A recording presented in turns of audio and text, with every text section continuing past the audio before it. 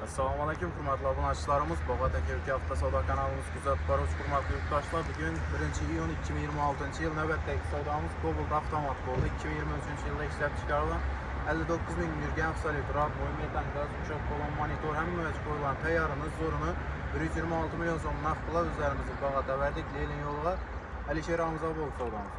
Tabriklaymiz. Yaxshi, rahmat. Ajoyib. Zakonni. Şuraya gelip alınma hakkani. Kraska ratnoy desa ratnoy. Kraska bal desa bal. Şuradan gelip alalım. Tepsi yatamay şöyle.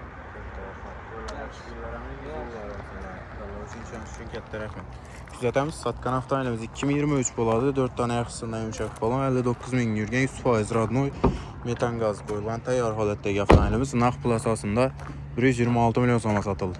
Gelaverasida shuning chiroyli narxda mashina olaman desangiz, hammalaringizga Bog'ot aka uka hafta savdoga kelishlaringizni tavsiya qilamiz. Mashinalarimiz ko'p ko'rib turalaringiz. Ustidan hammasini narxini kelishtirib, chiroylatib savdo qilib beramiz. Sizlarda ham shunday sotiladigan mashinalarimiz bo'lsa kelishlaringizni tavsiya qilaman.